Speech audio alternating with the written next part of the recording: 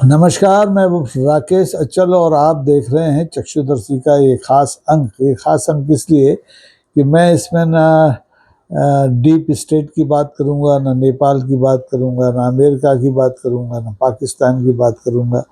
मैं बात करूंगा अपने उस प्रिय विषय की जिससे मैं आपकी भी दिलचस्पी बहुत नज़र आती है। और ये दिलचस्पी, ये विषय जो है, ये दिलचस्प विषय जो है वो है हमारे सुप्रीम कोर्ट और भारत सरकार के बीच टकराव का।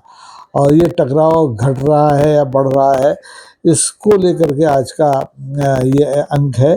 और आपको ये जानकर के थोड़ा संतोष भी होगा कि जो प्रेसिडेंशियल रेफरेंस का महत्वपूर्ण मामला है, सुप्रीम कोर्ट में विचाराधीन है, जिस पर लगातार बहस हो रही है, उस पर सुनवाई पूरी हो गई है। आज माननीय सुप्रीम कोर्ट में जो संविधान पीठ है, जिसके हेड खुद मुख्य न्यायाधीश श्री वी.आर. गवई साहब हैं, उसमें आज इस मामले की, इस महत्वपूर्ण मामले की जो सुनवाई थी वो पूरी हो गई। तर्क और दलीलें पूरी हुई, लेकिन जिस ढंग से इस मामले में बहस का समापन हुआ है वो बड़ा महत्वपूर्ण है और उस पर आपको गौर करना चाहिए। एक तो जो सॉलिसिटर जनरल हैं तुषार मेहता, उन्होंने कहा है कि इस मामले पर, प्रेसिडेंशियल रेफरेंस के मामले पर माननीय सुप्रीम कोर्ट जो फैसला करेगा उससे ये तय होगा कि देश में आगे शासन व्यवस्था कैसे हो, एक बात। और उधर सीजेआई माननीय गवई साहब ने कहा है कि जो न्यायालय संविधान का की सुरक्षा के लिए कटिबद्ध है, वो क्या कुछ खास स्थितियों में हाथ पर हाथ धरकर बैठा रहेगा? क्या वो फैसला नहीं करेगा? अब कुल मिला के बात यह है कि ये फैसला तो होगा, लेकिन ये फैसला तत्काल नहीं होगा। इस फैसले के लिए इस देश को पूरे 2 महीने इंतजार करना पड़ेगा क्योंकि माननीय गवई साहब ने इस फैसले को भी सुनवाई पूरी होने के बाद सुरक्षित रख लिया है। अब ये फैसले सुरक्षित रखने की जो बीमारी माननीय अदालतों को लगी है वो लगातार लंबी होती जा रही है। आपको याद है कि इसके पहले जो सरकार का एक विवादास्पद कानून था, वक्फ बोर्ड संशोधन कानून, उस पर भी सुनवाई हो गई, उस पर भी फैसला नहीं हुआ है। माननीय सुप्रीम कोर्ट उस पर भी फैसले को सुरक्षित रख के बैठी है। तो इतना महत्वपूर्ण फैसला कितने दिन तक सुरक्षित रहे, इसकी कोई समय सीमा नहीं है। और ऐसा ही सवाल प्रेसिडेंशियल डिफरेंस में है कि क्या राज्यपालों और राष्ट्रपतियों को अनिश्चित काल तक कोई विधेयक को रोकने की अधिकार हैं या नहीं है। तो बड़ा रोचक विषय है। और इस विषय में मुझे लगता है कि अब माननीय जस्टिस गवई साहब जब 23 नवंबर को सेवानिवृत्त होंगे, तो हो सकता है जाते जाते वो एक फैसला सुना के जाएं इन दोनों महत्वपूर्ण विषयों पर, वक्फ बोर्ड कानून पर और प्रेसिडेंशियल डिफरेंस पर। प्रेसिडेंशियल डिफरेंस में दरअसल ये जो मामला है ये शुरू होता है तब जबकि माननीय राष्ट्रपति ने संविधान के अनुच्छेद 143(1) के तहत माननीय सुप्रीम कोर्ट को 14 सवाल लिखकर भेजे और उनके बारे में अभिमत मांगा। और वहीं से ये विवाद शुरू होता है, क्योंकि ये विवाद दक्षिण के एक राज्य की सरकार है, तमिलनाडु की, उसने माननीय सुप्रीम कोर्ट में राज्यपाल के अधिकारों को लेकर के एक याचिका डाली थी और कहा था कि ये तो चाहे जब तक कोई भी विधेयक सरकार पारित करती है और उसको रोक कर बैठ जाते हैं तो सुपर सीएम हो गए हैं। लेकिन माननीय अदालत ने इस पर अपना फैसला दिया कि नहीं, ऐसा नहीं हो सकता। आप अनिश्चित काल के लिए किसी विधेयक को रोक नहीं सकते, न राज्यपाल रोक सकते हैं, न राष्ट्रपति रोक सकते हैं। और यहीं से ये प्रेसिडेंशियल डिफरेंस शुरू होता है। तो संविधान इसके लिए, इस मामले की सुनवाई के लिए विशेष संविधान पीठ गठित हुई और उस संविधान पीठ ने लगातार 10-11 दिन तक इस पर सुनवाई हुई की। विपक्षी राज्य जो गैर भाजपा राज्य हैं उनकी ओर से वकीलों ने दलीलें दी, सरकार की ओर से सॉलिसिटर जनरल तुषार मेहता ने दलीलें दी और आखिरी में ये तय हुआ, माननीय सुप्रीम कोर्ट के जो मुख्य न्यायाधीश हैं गवई साहब, उन्होंने कहा कि देखिए, इस प्रेसिडेंशियल डिफरेंस के मामले में वो केवल इसी के मामले में फैसला देंगे जो पहले जो राज्यपाल और उनके अधिकारों का मामला हो गया, उस पर कोई बात नहीं करेंगे। और क्योंकि अगर वो ये करते हैं, पेंडोरा बॉक्स खोलते हैं, तो फिर बात बहुत दूर तक जाएगी, और ये बात बहुत दूर तक नहीं जाए, इसलिए इस पर अब कोई फैसला नहीं आएगा। फैसला आएगा तो प्रेसिडेंशियल डिफरेंस पर आएगा, और वो भी अब सुनवाई के बाद सुरक्षित रख लिया गया है। सवाल ये हुआ था कि ये जो हमारे राज्यपाल लोग हैं, ये 4-4 साल तक किसी विधेयक को कैसे रोक सकते हैं। गवई साहब ने पूछा था तुषार मेहता से, जो हमारे सॉलिसिटर जनरल हैं। तो सॉलिसिटर जनरल ने बजाय कोई समाधान कारक का जवाब देने के एक ऐसा जवाब दिया कि सब लोग चौंक गए। उन्होंने कहा 1970 से ये सिलसिला चल रहा है, 1970 से 17,000 विधेयक अलग अलग विधानसभाओं ने पारित किए और राज्यपालों ने उनको स्वीकृति दी। केवल 20 विधेयक इस अवधि में, 73 मतलब 55 साल में केवल 20 विधेयक रोके गए हैं। तो ऐसे में उन्होंने कहा कि ये मामला मतलब इस मामले में विपक्ष के जो तर्क हैं वो ठहरने वाले नहीं हैं। लेकिन सीएम हमारे सीजेआई ने कहा, देखिए मामला गंभीर है, कोई सुपर चीफ मिनिस्टर नहीं हो सकता राज्यपाल। राज्यपाल मंत्रिमंडल के फैसलों से बनता है। तो तुषार मेहता का ये कहना था कि भाई जब असंवैधानिक कुछ लगता है राज्यपाल को, वो तभी तो विधेयक रोकता है, लेकिन माननीय न्यायालय इससे शायद इत्तेफाक नहीं रखता। और इस बहस के दौरान मजे की बात ये रही कि माननीय न्यायालय ने सॉलिसिटर जनरल को कहा कि नेपाल की तरफ देखो, नेपाल में क्या हो रहा है, इस तरह के टकराव से क्या होता है नेपाल की तरफ आपको देखिए, आंकड़ों में मत जाइए। क्या आप कह रहे हैं 17,000 मामले वो विधेयक आए और उसमें से मात्र 20 रोके गए हैं, तो आंकड़ों पर मत जाइए।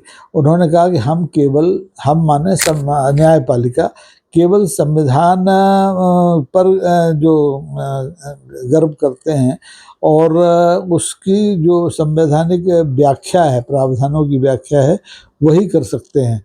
लेकिन इनका ये कहना था, तुषार मेहता साहब का ये कहना था कि जो फैसला सुप्रीम कोर्ट करेगी और उसमें सुप्रीम कोर्ट को कानून का भी ध्यान रखना पड़ेगा। ये एक अप्रत्यक्ष तरीके से माननीय न्यायालय को गाइड करने की कोशिश थी कि सुप्रीम कोर्ट जो भी फैसला करेगा उसको कानून को भी ध्यान में रखना होगा। इसका मतलब ये है कि सुप्रीम कोर्ट के जो फैसले करता आया है उसको कानून में ध्यान में नहीं रखता, ऐसा होता नहीं है। सुप्रीम कोर्ट की जब संविधान पीठ में कोई मामला होता है तो निश्चित तौर पर सुप्रीम कोर्ट कानून को ध्यान में रखता है। लेकिन ये बात हुई।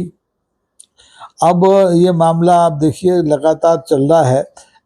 19 अगस्त 2025 को ये मामला माननीय सुप्रीम कोर्ट के पाले में आया था और तब से ये विवाद चल रहा है, तर्क वितर्क चल रहे हैं कि राज्यपाल को ये अधिकार है कि नहीं कि वो किसी भी विधेयक को रोक ले, उसे स्वीकार करे, उसे रद्द करे या उसे रिजर्व रख ले, जैसे माननीय न्यायालय अपने फैसले रिजर्व रख लेती है, या उसको कोई एक्सक्लूसिव वीटो किसी भी विधेयक पर करने का अधिकार है कि नहीं।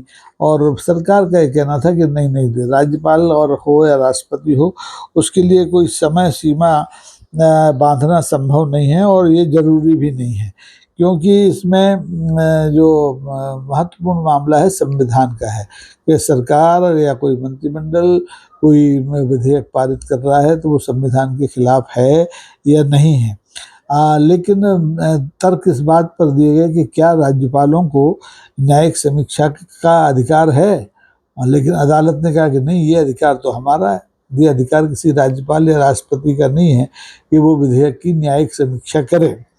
और इसमें उनका ये कहना था कि देखिए हमारे माननीय न्यायालय का जो हमारी संविधान पीठ है उसका ये कहना था कि इस मामले को आप इस तरह से देखें कि कोई भी राष्ट्रपति हो, कोई भी राज्यपाल हो, किसी भी विधेयक को ब्लैक होल में नहीं डाल सकता। वो अपने विवेक से ये नहीं कर सकता कि उसको उठा के न तो मंजूरी दे, ना खारिज करे और ना राष्ट्रपति की ओर भेजे, यानी उसको अधर में लटका दे। ये अधिकार किसी भी राज्यपाल को नहीं है और इसलिए किसी भी विधेयक की संवैधानिकता का जो परीक्षण है वो केवल और केवल जो है माननीय न्यायालय कर सकता है, और इसे डीम्ड असेट की अवधारणा से जोड़ करके देखा जाना चाहिए।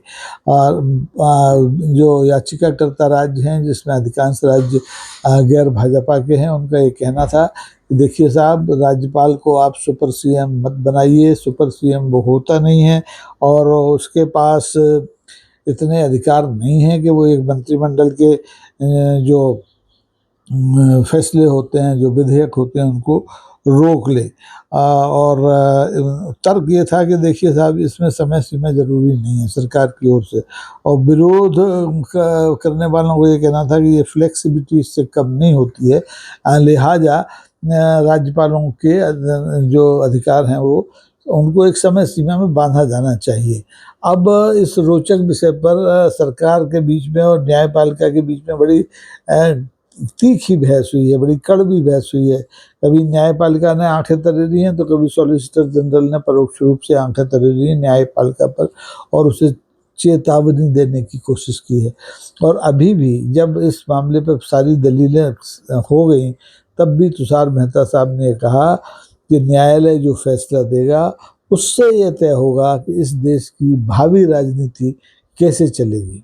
अब इतना जब महत्वपूर्ण फैसला है तो कायदे से तो माननीय न्यायालय को फैसला जल्दी जल्दी सुना देना चाहिए था, लेकिन महत्वपूर्ण फैसला है तो न्यायालय ने अपने विशेषाधिकारों का इस्तेमाल करते हुए ये फैसला सुरक्षित कर लिया है। और मुझे उम्मीद है कि माननीय सीजेआई साहब 23 नवंबर 2025 को सेवानिवृत्त होने से पहले प्रेसिडेंशियल रेफरेंस के इस केस में और उधर वक्फ बोर्ड कानून के केस में जो फैसले सुरक्षित रखे हैं उनको सुनाकर ही विदा होंगे देश को। और हो सकता है ये फैसले हमारे जो न्यायिक इतिहास है देश का, उसमें मील का पत्थर साबित हों, और इन फैसलों से हमारी जो मौजूदा सरकार है वो उलझन में पड़ जाए, उसके सामने एक संकट खड़ा हो जाए कि या तो वो माननीय अदालत के फैसले को माने या इन फैसलों को पलटने के लिए संसद में कोई नई तरकीब अड़ाए। और इस समय संसद में चूंकि हमारी सरकार के पास उतना बहुमत नहीं है कि वो किसी भी फैसले को आंख बंद करके मनवा ले। अगर ऐसा होता तो अभी हाल में जो 130वां संविधान संशोधन विधेयक संसद में बेजा थपथपा के पारित कर लिया गया, वो माननीय राष्ट्रपति को भेजा जाता, जेपीसी को नहीं भेजा जाता। तो मुझे लगता है कि इन दोनों मामलों में माननीय अदालत ने बहुत मेहनत की है, और माननीय अदालत जो भी फैसला देगी उसको ये देश सिरोधार्य करेगा। इस देश के राष्ट्रपति को सिरोधार्य करना पड़ेगा, इस देश के राज्यपालों को सिरोधार्य करना पड़ेगा, इस देश की राज्य सरकारों और केंद्र सरकारों को इसे सिरोधार्य करना पड़ेगा। तो अब सरकार की, राज्यपालों की, राष्ट्रपति की, सबकी सांसें अटकी हुई हैं इस फैसले में। ये फैसला अगर तत्काल सुना दिया जाता तो मुझे लगता है कि कुछ दिन नई सुर्खी बनता है, लेकिन माननीय न्यायालय ने इस फैसले को हमेशा की तरह सुरक्षित रख लिया है, तत्काल नहीं सुनाया है, और तत्काल सुनाया भी नहीं जा सकता, क्योंकि इतना महत्वपूर्ण मुद्दा था। इतना महत्वपूर्ण मुद्दा जहाँ के टकराव की स्थिति है सरकार के बीच में और माननीय न्यायालय के बीच में। राष्ट्रपति रेफरेंस दे के पूछ रहे हैं, सवाल कर रहे हैं, सुप्रीम कोर्ट से सवाल कर रहे हैं अपने संवैधानिक अधिकारों का प्रयोग करते हुए। ऐसे टकराव सरकार और न्यायपालिका के बीच में कभी कभी होते हैं और बहुत कम होते हैं, इसलिए इस फैसले को बहुत महत्वपूर्ण माना जा रहा है, और इसकी प्रतीक्षा सभी को होगी, सभी पक्षों को होगी, वकीलों को होगी, सरकार को होगी, खुद जो न्याय जगत के दूसरे हिस्से हैं उनको भी होगी, हमें आपको भी होगी। और जब ये फैसला आएगा तब फिर एक बार इस सरकार और न्यायपालिका के टकराव को लेकर के, इन दोनों के रिश्तों को लेकर के हम लोग फिर से समीक्षा करेंगे। तब तक आप भी माला जपिए कि ये फैसला जल्दी आए। 2 महीने बहुत होते हैं, 2 महीने तक इंतजार तो बहुत लंबा इंतजार होता है। तो माननीय न्यायालय अब देखिए कब वो कौन सी शुभ घड़ी देख के इन दोनों फैसलों को, जो दो सुरक्षित फैसले रखे हैं वक्फ बोर्ड कानून का और प्रेसिडेंशियल रेफरेंस का, इनको सुनाती है। और इन फैसलों के आने तक सरकार की नींद तोड़ी रहेगी, क्योंकि सरकार ये वक्फ बोर्ड कानून बनाकर भी उलझ चुकी है और इधर सरकार राष्ट्रपति के माध्यम से माननीय अदालत से सवाल पूछवा कर भी उलझ चुकी है। तो अब सरकार को निकलने में वक्त लगेगा और ये फैसले ही ये तय करेंगे, जैसा कि हमारे सॉलिसिटर जनरल तुषार मेहता ने कहा है कि देश की जो भावी सत्ता है, भावी राजनीति है, वो कैसे चलेगी। तो आज के लिए बस इतना ही। देखते रहिए चक्षुदर्शी, इसे लाइक कीजिए, इसे शेयर कीजिए, इसे सब्सक्राइब कीजिए, ताकि ये जो सिलसिला है धीरे धीरे खरामा खरामा आगे बढ़ता रहे। बहुत बहुत धन्यवाद। नमस्कार। जय हिंद।